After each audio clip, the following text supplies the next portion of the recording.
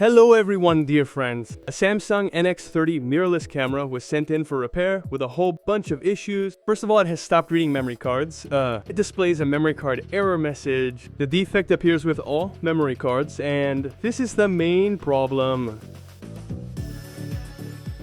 Secondly, the camera's mode and adjustment dials are not working correctly. They have started to act unstable and do not always trigger properly. And besides this, the camera does not save its settings.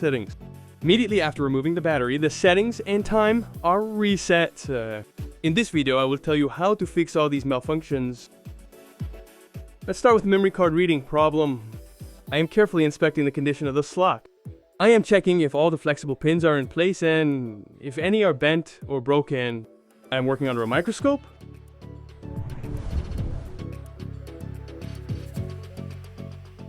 I found one bent pin. I will try to straighten it now.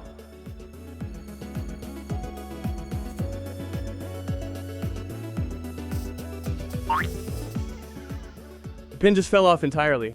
It is obvious that it had been heavily worn for a long time, which is why it didn't press well against the memory card contact. After all, everything has its own resource limit. In this case, it was 100% exhausted. Most likely, this is the reason why the camera displays the memory card error message. Well, let's try to fix this situation. In such a case, you can either restore the broken flexible pin or replace the slot with a new one if you can find a suitable model for sale. The latter option is preferable, as if you restore a broken pin, others may soon break too, since they have also accumulated metal fatigue from installing and removing memory cards during operation.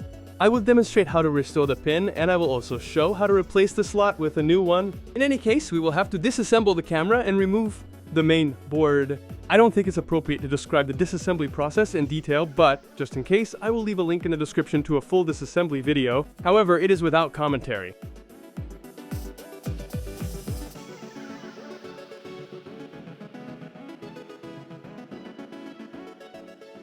Well, the board is now in my hands.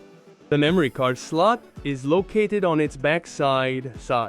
The flexible pins are located right behind this metal cover. It can be carefully removed using a soldering iron. To do this, you need to heat each attachment point and lift the cover slightly. To make the process easier, you can add leaded solder. Yari. I am sliding and taking out the cover. Thus, we have gained access to the flexible pins. This specific pin is broken. I will try to restore it. To do this, I desolder a functional pin from donor board slot. I trim it to the size we need and carefully solder it in place of the broken one. The procedure is quite delicate, but with some skill, it works out.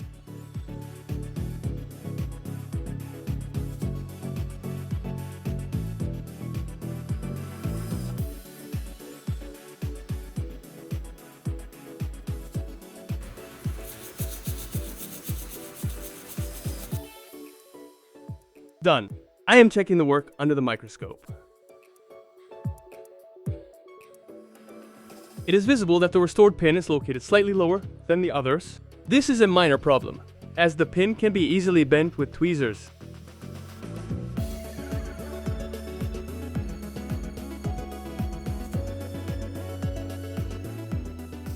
That is much better.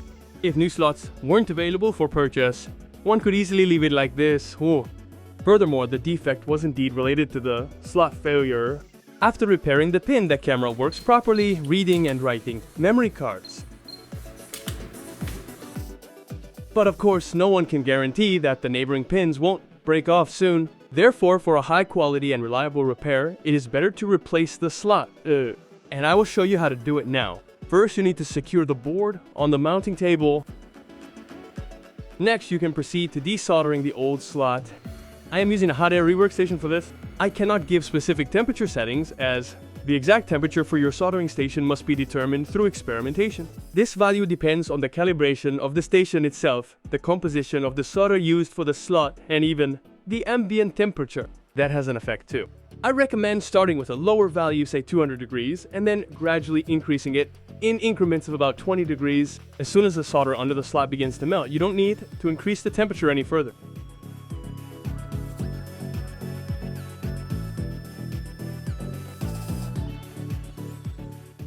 slot is desoldered. I am preparing the mounting pads. I remove the excess solder from them using copper braid.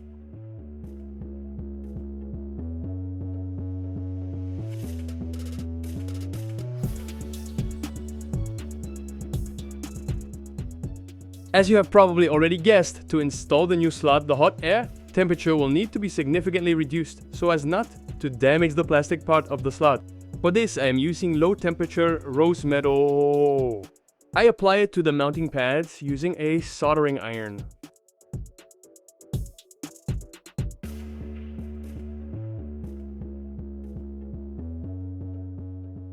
Done. I am moving on to installing the new slot.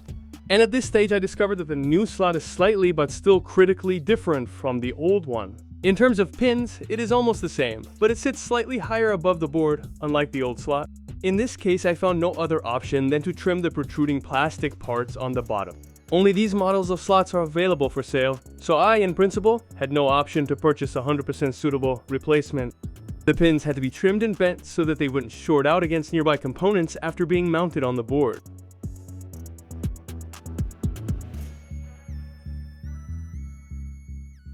After these simple actions, the slot became as similar as possible to the one installed here at the factory. We can proceed to the installation. I am soldering it using the hot air gun. The airflow temperature is around 200 degrees. When soldering the slot, there is only one problem: it is difficult to position it correctly on the board on the first try. Therefore, after the slot is soldered, it is better to immediately put the board back in place and check if the slot is obstructing anything. If the board does not fit, it is necessary to adjust the position of the slot. At the same time, you must ensure that the pins do not short against the surrounding components, as you might have to correct the slot's position 2 or 3 times. That is normal.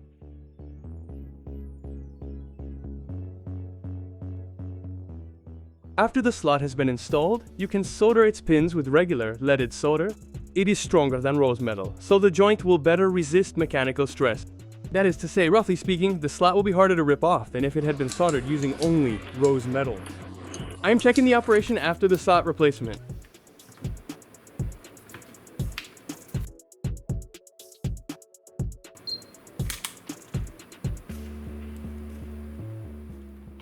Memory cards are now being read, photos are being saved and opened. We can move on to the next issue: poor performance of the dials, mode controls, and adjustments. To fix this problem, it is necessary to disassemble the camera and access the dial mechanisms. Once again, I won't go into detail on how to disassemble this camera, as the process is quite boring. If necessary, just open the disassembly video. It is available via the link in the description. This is the dial encoder that controls the aperture opening. I remove the cover and check how the mechanism works. The rotation is quite stiff, so I wash the old lubricant off this assembly and apply new grease. After that, I put the cover back in place and move on to the next encoder's eye. They look different, but the idea is the same. They need to be disassembled, cleaned of old lubricant, and have new grease applied.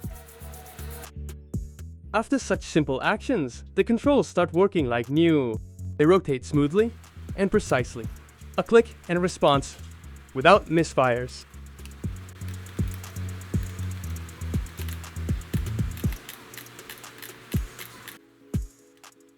Moving on to the final issue: resetting of settings and time when the battery is disconnected. This defect is quite common and is usually related to a faulty lithium battery. Checking its condition is simple. If the voltage at its terminals is much lower than 3V, it means it is faulty and won't hold a charge. In my case, the voltage is 0.8 volts. And there is rust formation on the battery terminals. This indicates that the electrolyte has already leaked out and the battery needs replacing. New batteries are available for sale. The MS Football model was the right size for me. The terminals are slightly different, but that is a minor problem. I desoldered the old battery and installed the new one. I had to bend the bottom terminal so it would land right on the mounting contact.